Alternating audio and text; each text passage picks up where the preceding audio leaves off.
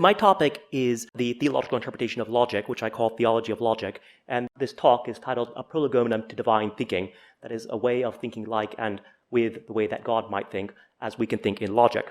The attempt here is to show how theology is scientific, that is, that it's able to prove certain conclusions in a similar way that mathematics, although it deals with abstract objects, can also prove its conclusions.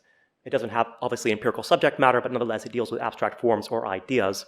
The author that I'm focusing on, the topic of my book, is Origen of Alexandria, who, as you see here, was a 3rd century Christian theologian. He lived during what's called the crisis of the 3rd century, and he died shortly after being tortured under persecution. He lived in a tumultuous time that in many ways recalls our time. He worked in Alexandria, which was at the time the greatest intellectual cosmopolis of the ancient world, attracting scholars, both Jewish and Christian, and ancient Egyptian and Greek, as well as the great schools of the Neo-Pythagoreans, the Stoics, and the Neoplatonists. The work that I'm investigating is his great work on first principles, or Periarchon, which has been described as the first work of systematic theology. And in as far as it's systematic, it allows for an analysis of the topics of Christian doctrine, that it's a way of showing how they might be considered to be true. This text was the oldest extant manuscript in the Vatican Library. It dates from the 12th century, and it is composed entirely in Latin. His work, although it was written in Greek, was translated as early as the 380s by Rufinus of Aquileia, and later also partly by Jerome, whose translation is lost. That text dating from the 380s has been preserved in many manuscripts. This one comes down to the 12th century, and the first modern editions were printed shortly after the inventing of printing press. What I was most excited by when I found this text, and the focal point of the theme that I'm investigating, is what Origen says he can attempt to show with theology, how theology can be shown to be proven with reason. In the Latin text, we have probationem indubitum habeant fide. This is a corruption of the Latin text. Probationem is the version of the Latin that we have in all modern editions, which I've been told by the editor of the Oxford University Press edition is contained in the other Latin manuscript traditions. But here in this text, we have the word approbatione, which is the word for something like assent to rather than proving. Here, what Origen is saying in the Latin is that he is attempting to prove through the testimonies of divine scriptures what we can hold to be true through an indubitable conviction of faith. Indubitatem habeant fide. But there's a difference here with what we have in the original Greek. So I mentioned that he wrote the text in Greek and it's been preserved in Latin. The Greek of this particular passage is preserved in a separate work called the Philokalia. In that work, we have the original Greek, which is slightly different. And what's exciting for me is that what he says here is something much stronger than what we have in Rufinus' Latin, which loses the original suggestion of a logical demonstration. What we have here is that he says that he is going to provide a manifest proof of our assertions, what we believe of the divine things, whereby we can endeavor by reason to confirm that which we believe by faith. So he has here confirm by reason, or logoi, what we believe by faith, or piston. And crucially also, the word that he uses for proof is not as we have it in the Latin, probatione, but rather in Greek, apodeixon. And apodeixon is the word that's used for a demonstration of a syllogism in Aristotle's posterior analytics. The reason why this is important is he is using here the very strongest word that can possibly be used for how it is we can prove our beliefs to be certain using logic. And what I want to investigate, and what I'll be exploring in my book, is what kind of logic Origen is using, and how does he think that he's using logic in order to prove the doctrines of Christianity. Ancient logic, like modern logic, has a variety of formulations. It's been discovered ever since the mathematical formulation of modern logic in the 19th century that there can be innumerable ways in which we have to carve up what we can say with logic, and also the various ways in which we can construct that using the forms of mathematical logic. In the ancient world, there were at least 3 different kinds of logic. We can characterize the first as a kind of proto-logic or dialectic by Plato of Athens, the second as the founding of formal logic by Aristotle, which we can call term logic, which involves the syllogism, and the third, which we can call propositional logic, of the Stoic logician Chrysippus of Soli.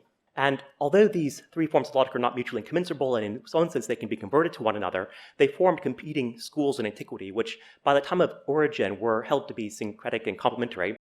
The manuals of logic that we have from the Roman era all sort of put together the elements of these different schools of logic without often recognizing their distinctiveness. But they have different forms and different languages that they use to talk about what we can prove to be true.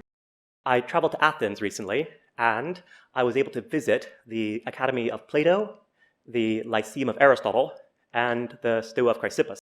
These is where Aristotle would have composed, lectured on, and held in his library the earliest works of logic, which have included the prior and posterior analytics. That is the first work of formal deductive logic, as well as the first vision of what science could be. Logic has a theological assumption. That is, it has the assumption of that which can be shown to be true. Now, we take it for granted oftentimes that we have an evident understanding and awareness that truth is simply given to us. But if truth is something that's contested, we have to have a way of finding it. We have a way of preserving it, also a way of proving it to one another. And so logic is, in its basic sense, an art of both preserving and producing ways in which we can prove what's true to one another. The question of truth is perhaps even older than logic, and we have a first expression of it in Parmenides' poem. And what's exciting about Parmenides is not only does he formulate an early version of the law of non-contradiction, but he also formulates a way in which things that are contradictory can be excluded, such that we can show something with consistency of our forms of speech and argument. At the beginning of his poem, and it's something that you'll rarely see in logical textbooks today, which is often alluded to in different ways, he presents a myth, which is the myth that we can ascend on a chariot guided by mares or horses to see the goddess of truth face to face. He writes, "The mares that carry me kept conveying me as far as ever my spirit reached. Once they had taken and set me on the goddess's way, and you shall learn these also, how it was necessary that things that are believed to be are so from end to end." The key to this is that he presents two paths. One is the path of persuasion, that a thing is and that it could not be. And the other is what he calls the unlearnable path. That is the path of nothing, that a thing is not and that it must not be. But essentially what these two paths are is that one is that of what is, and the other is that of what is not, or what could not be. And what's important is that the way that we come to think of what could not be is also a way of showing that it is impossible to think. That is, however we try to think it, it explodes our attempt to think of it. And in doing so also shows us from within that very movement how what we can think of what is must be, because it could not be what it is not. Essentially what he's trying to show is what later Leibniz would characterize the principle of sufficient reason. That is, there has to be a ground of an explanation for everything that we hold to be true, and that ground must exclude from it what is itself a contradiction, that could not be because it's impossible to think. In Plato, we have a recapitulation of this Parmenidean epic. We have, on the one hand, an elevation of what can be thought to the intelligible realm of the ideas, which are themselves the ground of what can be thought, and also from which everything that we observe in the sensible realm shares in a faint semblance of its intelligibility and truth. Everything that we can say of anything at all, we can say of only insofar as that of which we say of it draws its meaning and its truth from that of which it is, namely the idea itself. Plato also thought that he had to find a way of dividing these ideas into different kinds, and this proceeded from what he called the basic kinds, or the highest kinds, the magister gene, down the taxonomy of ideas. The crucial point of this, however, which he struggled through throughout his life, was finding a way to divide them. He goes through many different attempts at this throughout his dialogues, and most especially his late dialogues.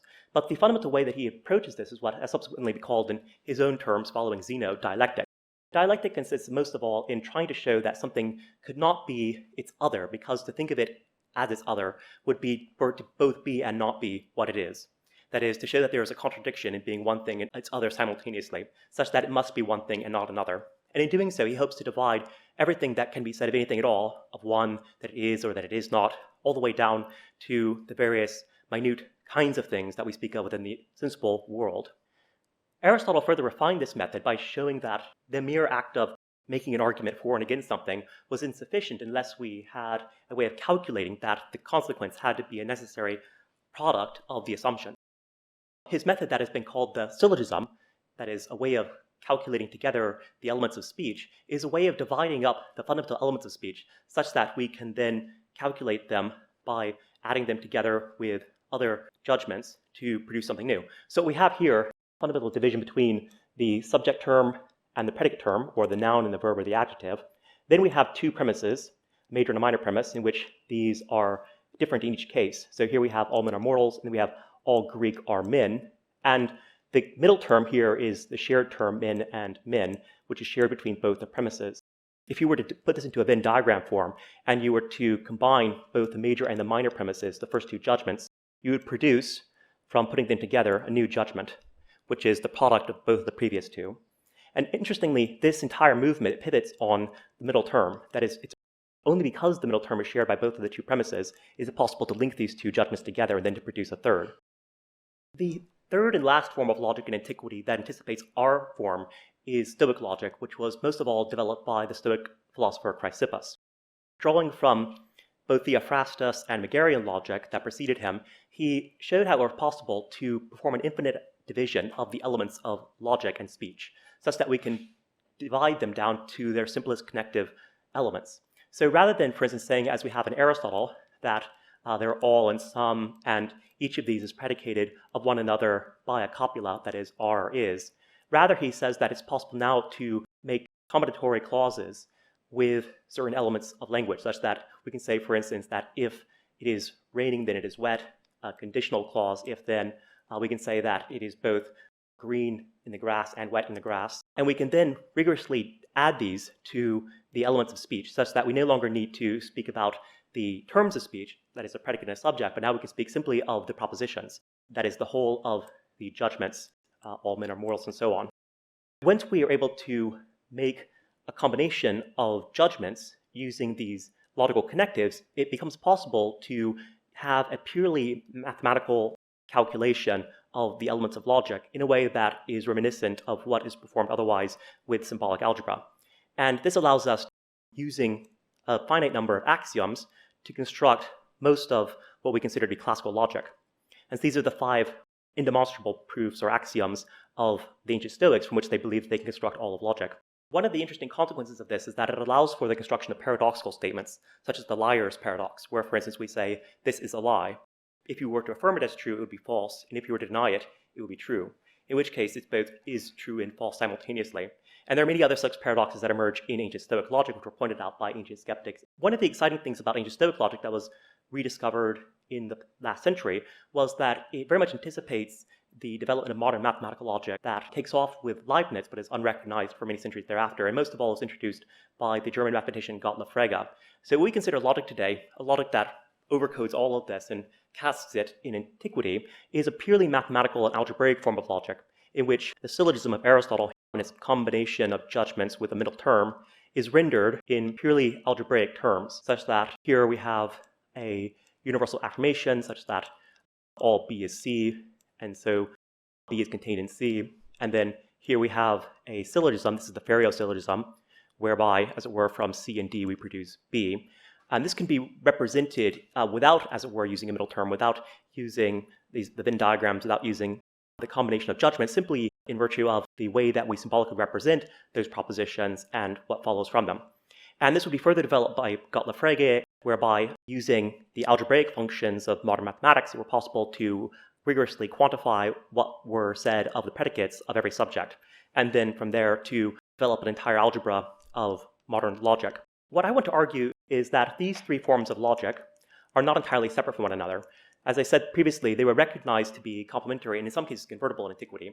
And the key to this also is that Theophrastus and Chrysippus, the later logicians of the Peripatetic school and the Stoic school, seem to have recognized that each was convertible to the other. That is, that it were possible using Stoic logic to convert Aristotelian logic, and equally it was possible using Aristotelian term logic to convert Stoic logic. Interestingly also, the Platonists, such as Alcinous and later Plotinus, were not at all troubled by this. You don't find any sort of critique of their forms of logic. You do find in Plotinus' Enneads a critique of the categories and the Aristotelians, which suggests also a critique of their logic. But it seems as though they believed that the mutual convertibility of these 2 forms of logic allowed for each of them to be subsumed by the movement of Platonic dialectic. So what I want to argue for is that, and this will be part of the analytical core of my book, is that these 3 forms of logic not only are complementary, but mutually convertible in as far as they all involve the original division and combination and calculation of the same basic elements. So if mathematical logic is a quantified form of the syllogism, whereby through an extrinsic transit of the quantified predicates, it's possible to show conditional implication that presupposes something like the production of consequences from a syllogism, and if the syllogism involves the division of the syntactic forms of speech that are divided previously by in a genera and species of dialectic, then dialectic is always at work even in mathematical logic and continues to be at work in the way in which it will be interpreted as a syllogism and ultimately as it can be virtually deployed in every argument that we make. And in this sense, we can say that Parmenides' chariot still flies. With all this, it's possible, I think, to begin to think in a necessary way scientifically about the world and also about anything at all. That is, there's no reason in principle why we can't think not only about things as small as snails and insects, as well as the way we might think about mathematical proofs or geometrical proofs, and ultimately about the ideas of God. And the key to this, I think, is that we should recognize that our fundamental assumptions, the presuppositions we hold, the ones that we inherit, are equally open to question, and that they can be analyzed using the forms of logic. And I think all of this helps to provide us with a way of pacifying the theological odium, that is, the hatred of one another that arises through unquestioned assumptions, both of who we are and what we want to be. And it shows how also that our ostensible conflicts that emerge in so many ways, they need not be insurpassable, that there may yet be a time when, through an understanding of where we come from and how we understand the world, we might yet find a higher road for understanding one another.